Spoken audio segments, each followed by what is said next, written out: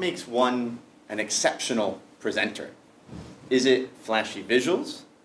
Is it the tone of voice? Is it the actual message or content? Or does it have something to do with body language, our gestures, and our stance? Today, we want to talk to you about this latter point. How do we use our body effectively to communicate our message? Because we have so many great ideas here, but if they remain in our head, don't actually link up with the audience, our message will not have arrived. Our message will not have resonated with the audience. So body language plays a powerful role in how we communicate. And unfortunately, body language can also distract. We've seen this clip before of Michael Bay, right? He speaks, the teleprompter, he loses sight of what's happening, the teleprompter doesn't sync up, and he struggles. And all you see is his body moving around, and he's nervous. He's exuding it.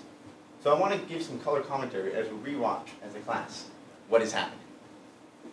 So his stance at the beginning, it's okay, but his hands, he's meshing them. And now he's starting to turn from the audience.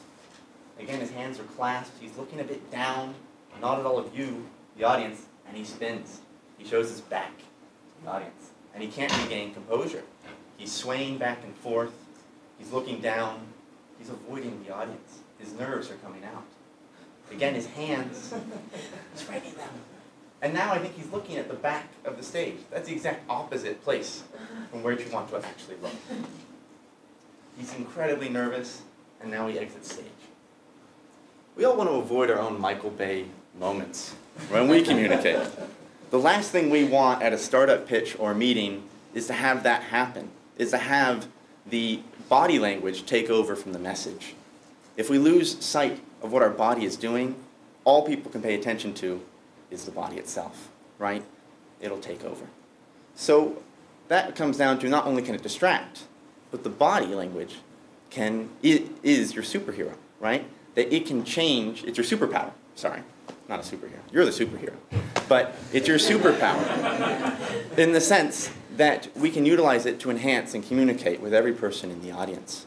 We want to talk about that today from 3 vantage points. Colin is going to get us started in talking about how posture breeds success. Jung-Joon is then going to talk about how gestures to strengthen your message. Finally, Jennifer is going to close us out with how we think about the body posture of you, the audience, and how to interact with that. Colin, take us away.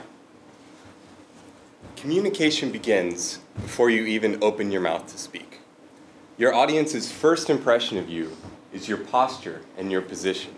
And so it's important to know both how to stand as well as where to stand.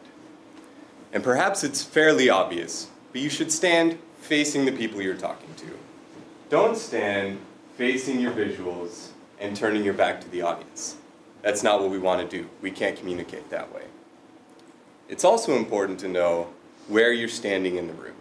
A position of strength in this room is somewhere in this center box. As long as you're moving around in the center, you're doing pretty well. Where you don't want to be is off in the corner cowering, or especially in front of any distractions. And this room is pretty good. It doesn't have that many distractions, but there is a window. And outside this window, there are cars, there are buses, there are bikers. And when I was standing over there, probably about half of you could see in your peripheral vision outside the window. And if a car were to drive by, your instinct, your reaction, would be to look out the window, and that would break your concentration and our conversation. And we don't want that either. And now that you know where to stand, it's important to know how to stand. So we're going to demonstrate a few positions, a few bad positions, that we've seen from us and some of you guys, and even from the presentations earlier today, that you shouldn't do. And the first one is hands in your pockets.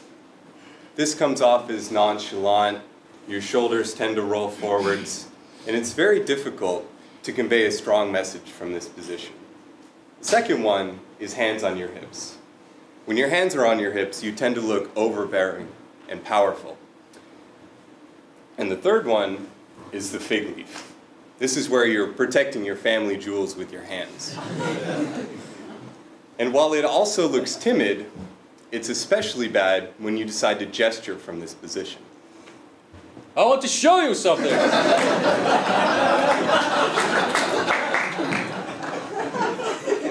You look like you're flashing the audience, and that's not a good thing. So how should you stand? And if I could actually get all of you to stand, I'll lead you through a short demonstration on how to find your base posture. So once you've stood, be mindful of the people next to you and place your feet hip-width apart. Close your eyes and look up towards the ceiling and lift your hands above your head. Get a good stretch underneath your shoulders and let your arms drop to the side. When you open your eyes, look down. This is your base posture. Thank you very much for participating. You guys can sit down now. Now that you've found your base posture, this is where you should gesture from, and it's where you should return to when you're finished gesturing. It may not feel the most comfortable, but it looks the most comfortable to your audience.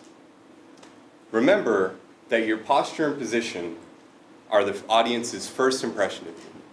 But now that you know how to stand still, it's time to learn how to move. Gestures are important because it helps you communicate better.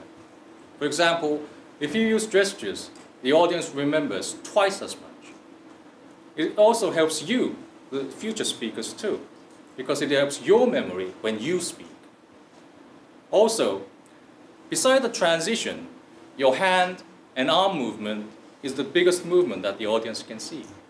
You can either use it wisely or waste it on random and distracting gestures. I'm going to show you 3 types of gestures: the give, the show, and the chop. Here's an example. This quarter at the GSB, I went to this communications class. It was so great. I mean, you could feel that your skills are improving. I think this was the best class I've ever taken. Let's rewind and see what happened. The give. This quarter at the GSB, I went to this communications class. So this gesture is used to give the audience the facts or the options. Remember to have your palms up, not down. We'll get to that in a minute. The show. I mean, you could feel that your skills are improving. This kind of gesture has the largest variety, and your imagination is the limit. Just remember that the gesture and the message has to match. For example, you can't say, "Profits are rising," with a gesture like this. So, congruency and creativity. The chop. I think this was the best class I've ever taken. So, this gesture is used to deliver strong opinion.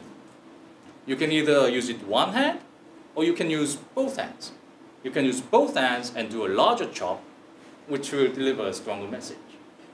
So, next time when you do gestures, think about these 3 types and plan ahead. 3 types is the give, the show, and the chop. Ha!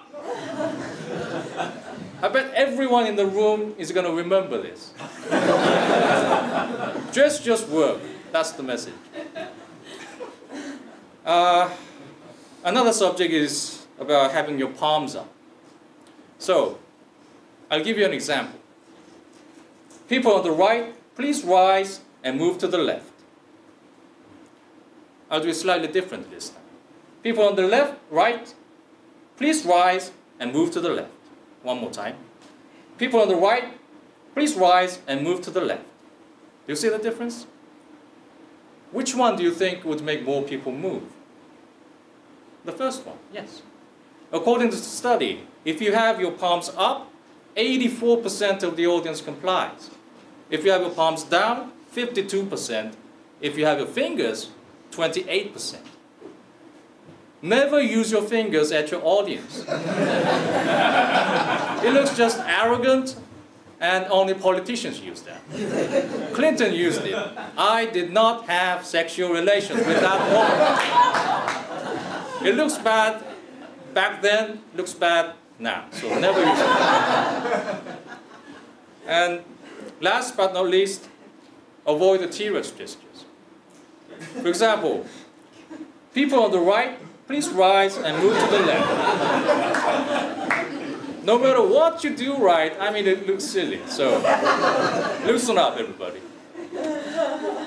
Always remember that gestures are there for you and the audience to make a deeper connection. So far, we've talked about the audience. Now it's time to focus on you, the audience. As Jongjun and Colin and Matt described, we've been focusing on the body language of the speaker. But let's not forget, who's the real hero here? As we learned in our first week of class, it's not me, the speaker, it's you, the audience. But what happens when the audience doesn't realize that they are on this hero's journey? Have you ever seen an audience that looks like this? Have you ever been that audience? It's okay, we all have. Whether we're playing on our phones, falling asleep and nodding off, looking at the clock, and calculating, can we make an escape from this room? We've all done it. But the thing is, it's the speaker's responsibility to understand what's going on with their audience, and body language is a powerful way to assess that. As a speaker, we can be so focused on our own body language that we never even notice what the audience is doing. And it's important to change that. So I want to share 3 strategies for how you can engage with your audience better by developing more observational skills. So first of all, absolutely be using the gestures and body language tools that we've talked about today and over the course of the quarter. But the second thing is to notice. Of course, you're going to be looking for eye contact, but look beyond it. Look at how your audience members are sitting. Are they fidgeting? Are they moving? Are they leaning forward, looking engaged and taking notes? Or are they zoning out? If your body language, your eye contact, and your efforts at being compelling are not working, then you can go deeper. You can try to surprise the audience with a question or use some humor. Or you can disrupt the audience. As students, we hate being cold called, but we know it's effective, right? Jason, what's your favorite color? Damn it. Blue. Okay, very good. You got that one. As we all know, it's the fastest way to re-engage with a conversation with the speaker, so don't be afraid to use it. It's so important to keep your audience on track because they're the hero and it's their journey. Remember how Nancy Duarte told us that we are the Yoda to the Luke Skywalker, and our job as the speaker is to keep the hero on their journey. With that in mind, I think we've talked about 3 concepts that really remind each of us about how body language is your superpower. Use it, become that superpower, become that superhero, and we welcome any questions you have on how to stand strong, gesture effectively, and engage with the audience. Thank you.